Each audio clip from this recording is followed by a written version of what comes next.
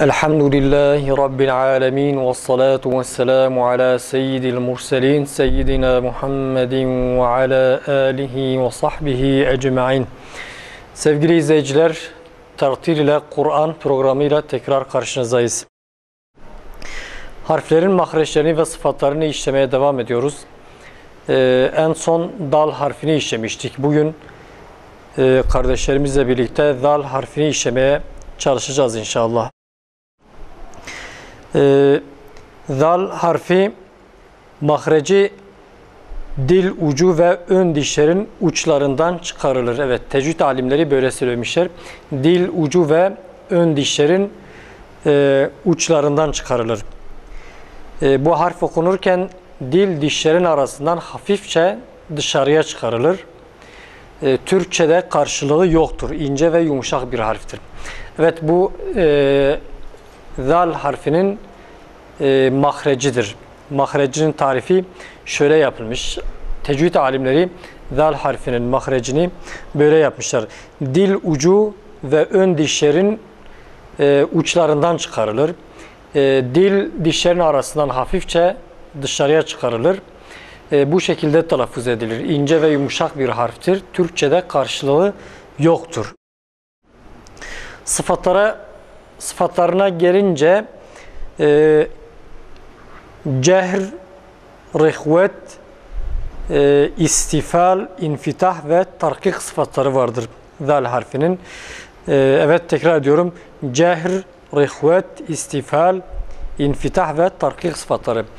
En önemli sıfatlarından biri tarkiktir, ince oluşudur. Zal harfinin sıfatlarından biri ince sıfattır.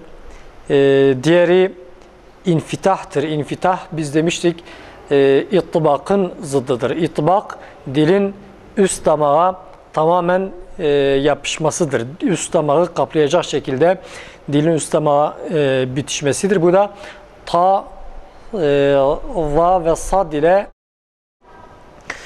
dad harfleri için geçerlidir. İnfitah bunun zıddıdır. Öyleyse infitah sıfatı icra edilirken dil üst damağdan koparılır, tamamen açılır. İstifal ise ses akarken, bu harf telaffuz edilirken ses ağzın yukarı kısmından akar ve bu şekilde a değil, kalın harflerin tam tersine a değil de a şeklinde ince bir ses çıkar. Rihvet ise bu harfin telaffuzu esnasında sesin akmasıdır. Evet, rihvet sesin akmasıdır. Bunun zıddı ise şiddettir. Şiddette ses hiç akmaz. Demek ki rihvet lügat anlamı yumuşaktır. Harf yumuşak olduğundan dolayı telaffuzu esnasında ses akar. Cehr ise bu harfin sıfatlarından biri cehrdir. Cehrin anlamı ise harfi telaffuz ederken nefesin kesilmesidir, akmamasıdır. Bunun zıddı ise hemstir. Bunları başka zaman ileriki programlarımızda tahta üzerinden inşallah göstereceğiz. İzleyici kardeşlerimiz de bunu daha iyi bir şekilde anlayacaklardır. Şimdi kardeşlerimizle birlikte bu harfin nasıl telaffuz edilmesi gerektiğini göstermek için buraya aldığımız lafızlar üzerinde duracağız. Tüm harflerde olduğu gibi başta zal harfinin cezimli halini okuyacağız. Sonra şeddeli halini ve sonra da elif harfi metsiz fethalı halini okuduktan sonra harfi metli halini okuyacağız. Bu şekilde zal harfinin okunuşunu tamamlamış olacağız inşallah. Arkadaşlar, okuyoruz. Demiştik,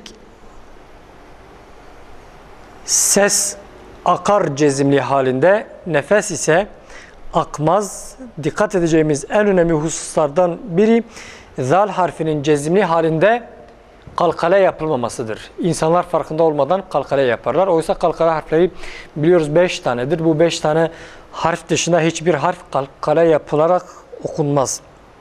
Öyleyse Bütün diğer harfleri cezimli halinde üzerinde durarak nefes akması gerekiyorsa, ses ya da akması gerekiyorsa ses ve nefes aktılarak okunur. Eğer bunun tersi sıfatları varsa ses ve nefes kesilerek veya işte kalkala harfi ise kalkala yapılarak okunur. Evet, şimdi okuyoruz arkadaşlar. Ezhebtum. Dilimizi harfin mahrecinde dediğimiz gibi ön dişlerin uçlarından hafifçe dışarı çıkarıyoruz arkadaşlar. Hafif bir şekilde karşıdaki insanın fark edebileceği, fakat mübalağa yapmadan tamamen peltek dediğimiz ses tonunun çıkması gerekir. Çok fazla mübalağa yapmadan dilimizi dişlerin arasına hafifçe dışarı çıkarıyoruz ve üst dişlere değdirerek tabii ki. Ezhebtum.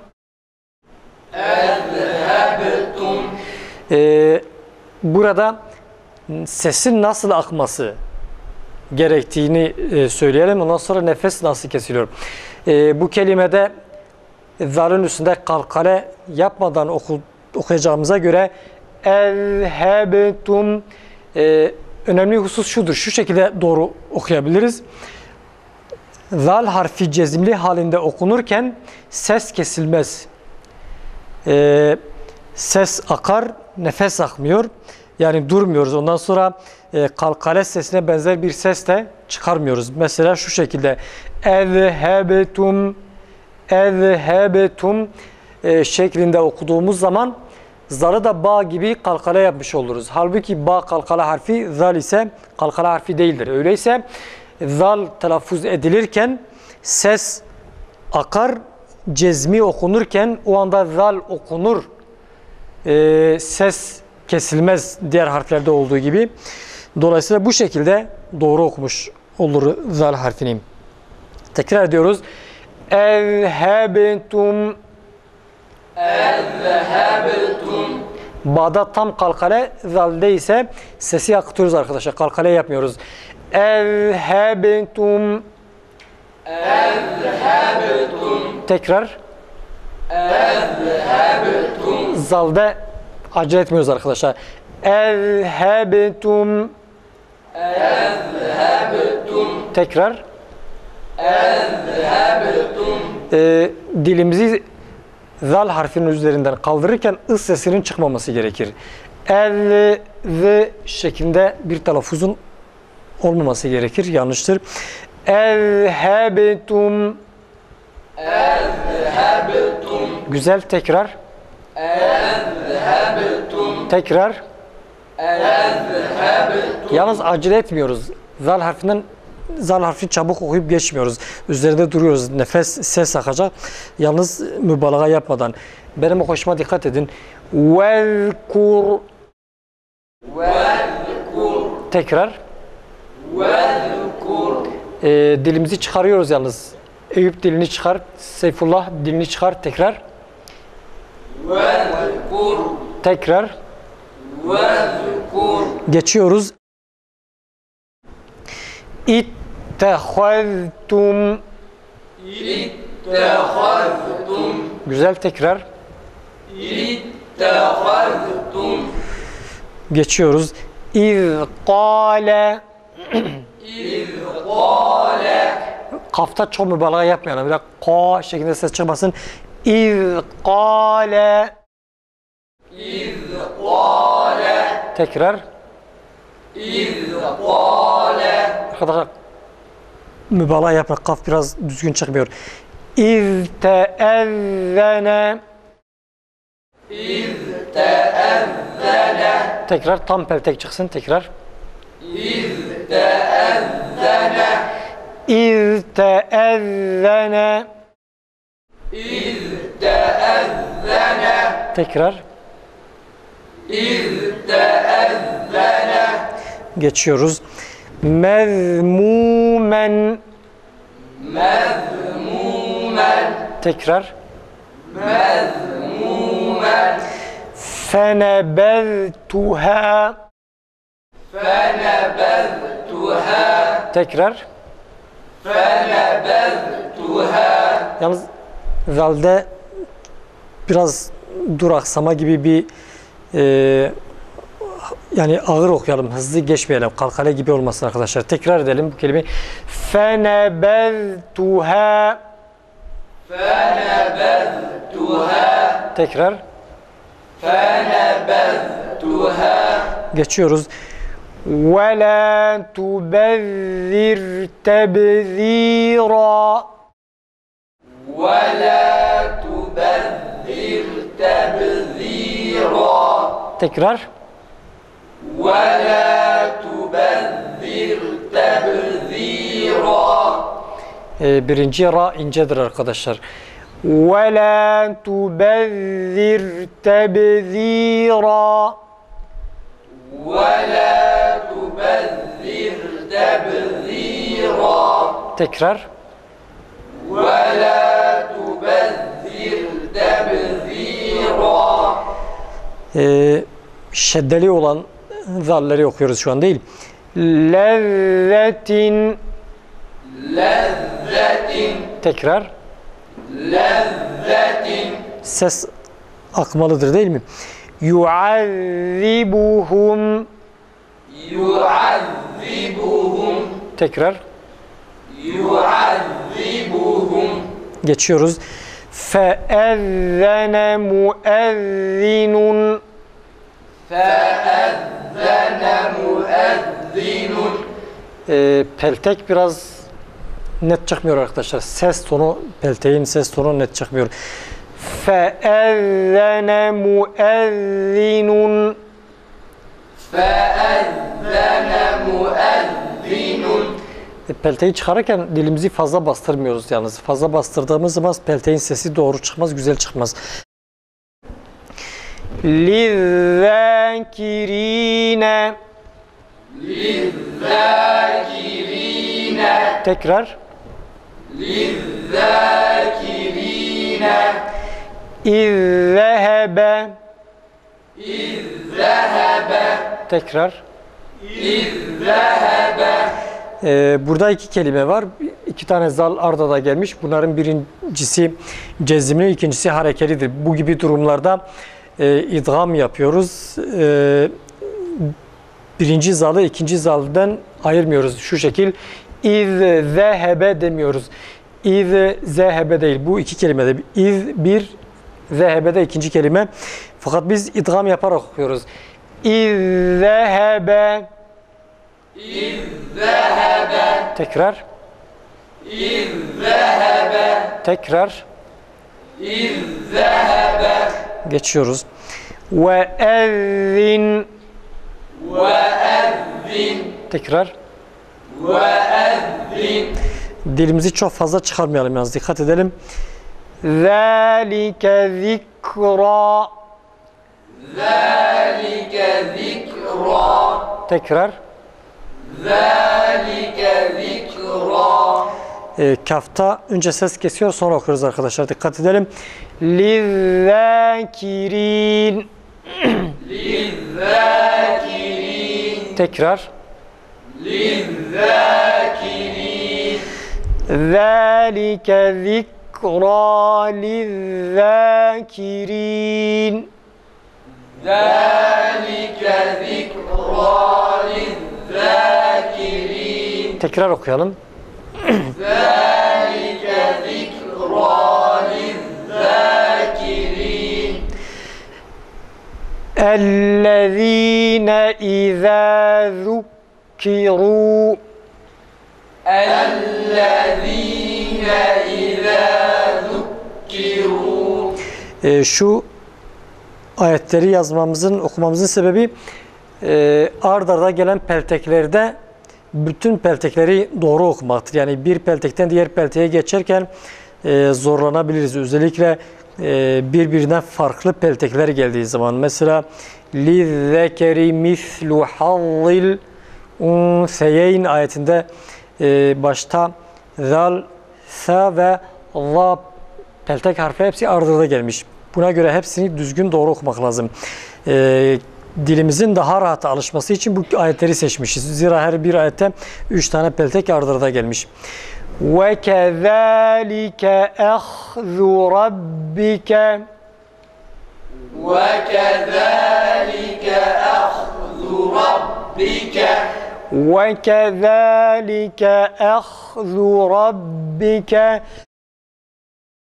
وَكَذَٰلِكَ أَخْذُ رَبِّكَ إِذَا أَخَذَ الْقُرَىٰ إِذَا أَخَذَ الْقُرَىٰ Tekrar.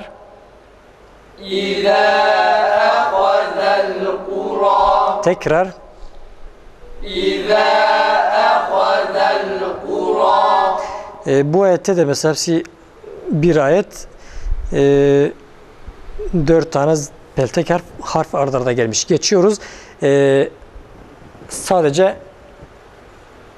fethalı harekeli haline. Zerhum. Zal ince, ra kalın arkadaşlar. İnceden kalına geçince harfleri karıştırmamak lazım. Zerhum. Tekrar. Geçiyoruz. Zera'e. Tekrar. Tekrar. Geçiyoruz. Ehaze. Tekrar. Tekrar. Enzertukum. Tekrar.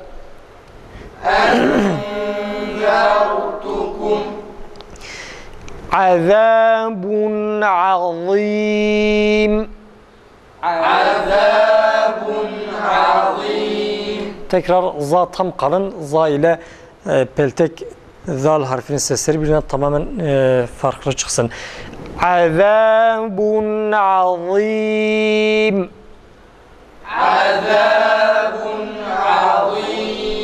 Za aynı zamanda peltektir arkadaşlar. Hem kalın hem peltek okuyoruz. Tekrar.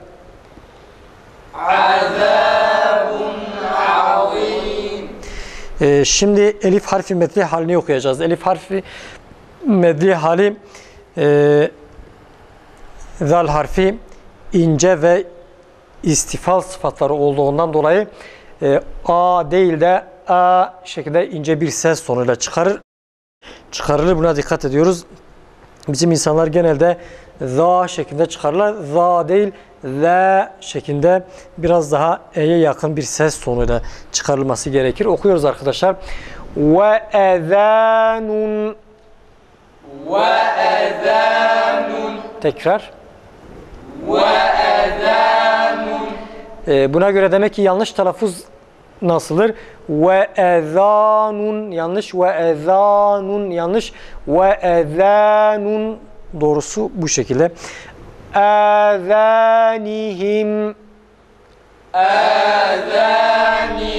Tekrar. Tekrar. Zate. Tekrar. Lizzakirine. Tekrar. Geçiyoruz. İnne azabeha.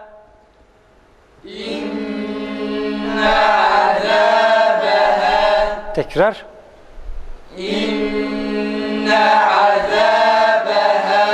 Geçiyoruz. Dammeli halini okuyoruz. Dammeli halinde diğer incelerde olduğu gibi ü sesiyle değil de u'ya yakın bir sesle veya u şeklinde çıkarılması gerektiğini söylüyoruz ve öyle okuyoruz. Okuyoruz arkadaşlar. Ehzu. Tekrar. Geçiyoruz. Zukiru. Tekrar. Geçiyoruz. Zurriyeten. ذرية Tekrar peltek net çıksın.